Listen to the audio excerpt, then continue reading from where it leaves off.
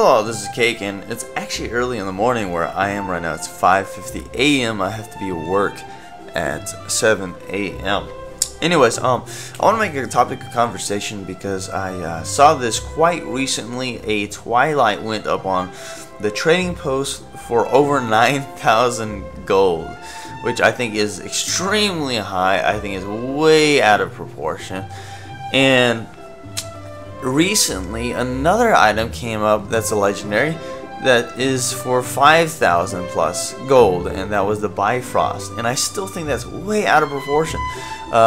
Normal, average, everyday Guild Wars 2 players cannot make this amount of gold. It's impossible within the amount of time that we have had the game, because it's only been out for a couple of months. It hasn't even been out for a year now, and people are selling it for these astronomical prices that are so out of proportion.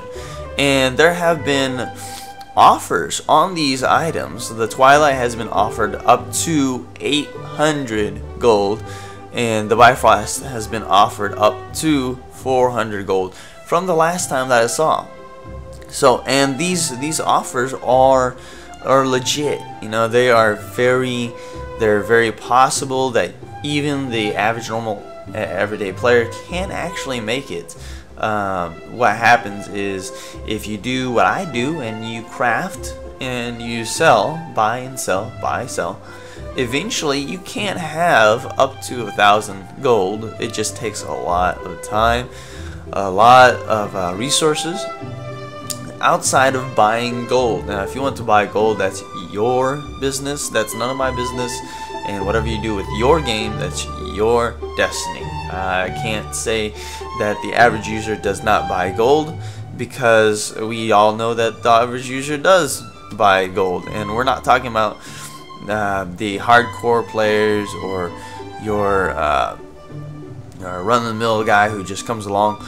I'm just talking about the average individual that plays the game. I'm betting that there is a certain percentage that does buy gold and does not say, "Hey guys, I buy gold," because it's like that guilty pleasure of I don't know, eating cheesecake when you're not supposed to eat cheesecake, or watching that television show that you don't want to watch that's past a certain time and you know you're supposed to go to sleep. We all know that it does happen, but that's besides the point. We're going to get right to the point. Legendaries, they cost a lot of money right now. They're a ton of money, but they are still attainable by a lot of players, and I honestly believe there are legit players who know ways to get a lot of money in without botting, and they play normally, but they have a lot of time invested into this game. So what they do with their money is their prerogative, and what we do with our money is our prerogative.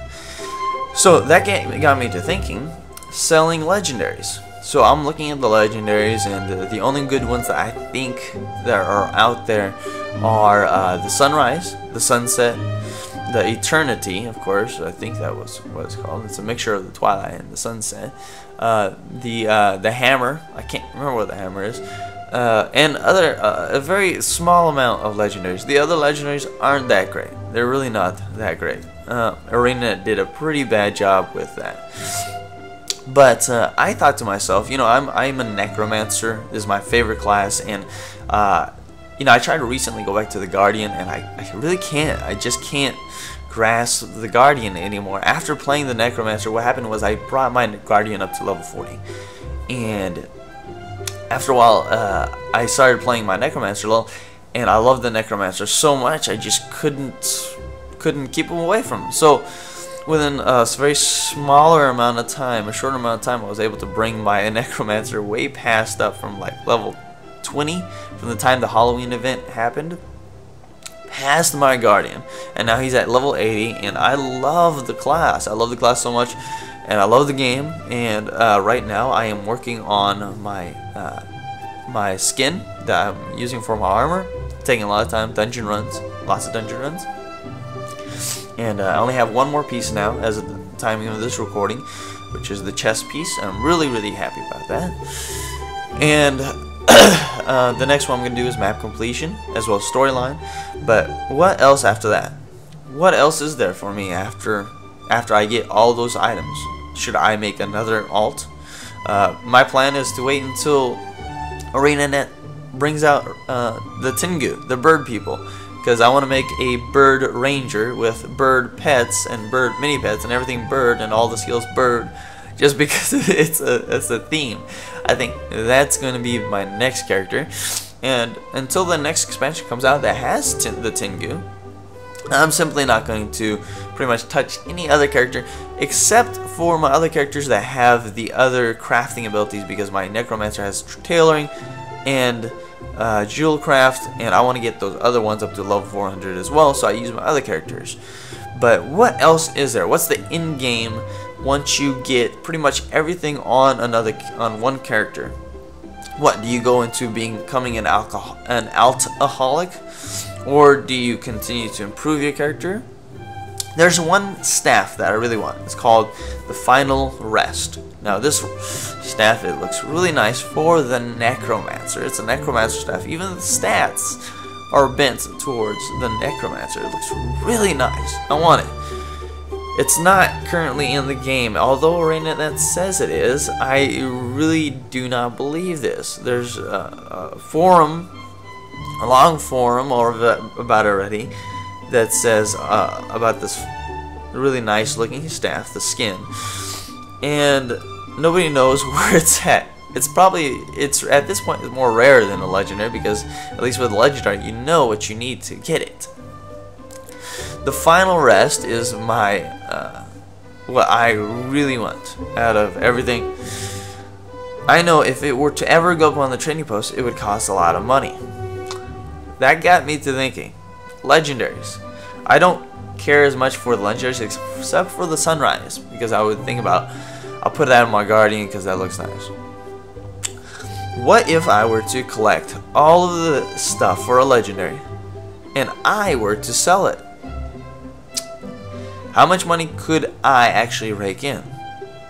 That is an a good tangible price. And I was thinking to myself, you know what? What if I were to sell this collect all the gear and stuff for the legendary sunrise, and then sell it for 999 gold, 999 silver, 999 copper, just to be trolling, but at the same time very tangible. And if somebody were to buy it from me that is a gold buyer, and then put it back on the market for a higher price, that's their prerogative, and that's the reason why I'm going back to this. That's the reason why I said in the beginning I was talking about gold buyers, because whatever gold buyers do, that's their prerogative. It's none of my business. Whatever you do with your game, it's your business. If you get caught, that's your fault. And yes, you do need to deserve to be caught. But whatever you do with, it's your prerogative. If you want to do something illegal, then if you get caught, then you deserve it, right? I agree with that. But it happens.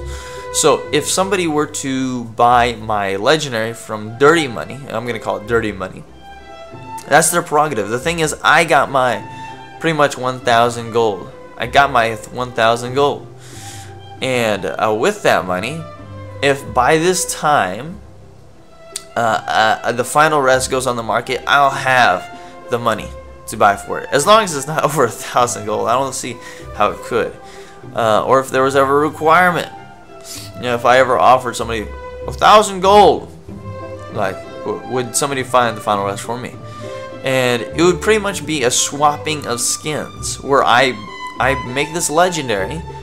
Now your job is to get me the Final Rest, and I will trade with you 1,000 gold.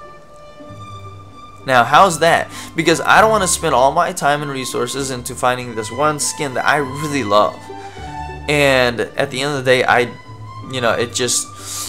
don't want to do that, because then that just becomes weary on me.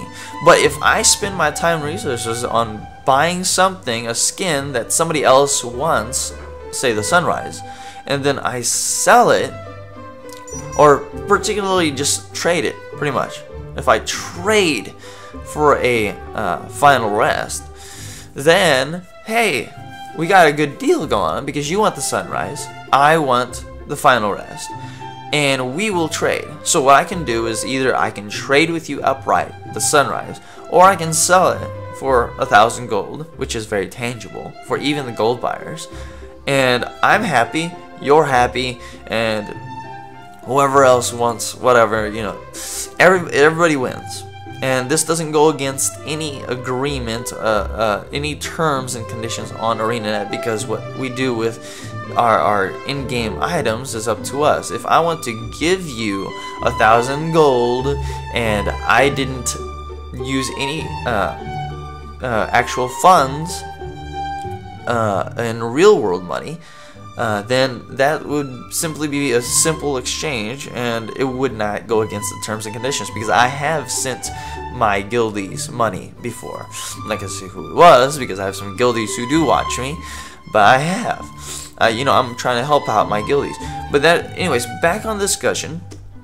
Selling the sunrise, because I know it's probably the most popular one outside of the Twilight. Or selling the Twilight, one of the two. For 1,000 gold, pretty much. What do you guys think?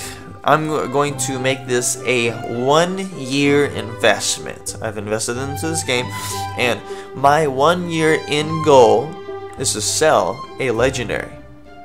What do you guys think? I want to know. I really want to know.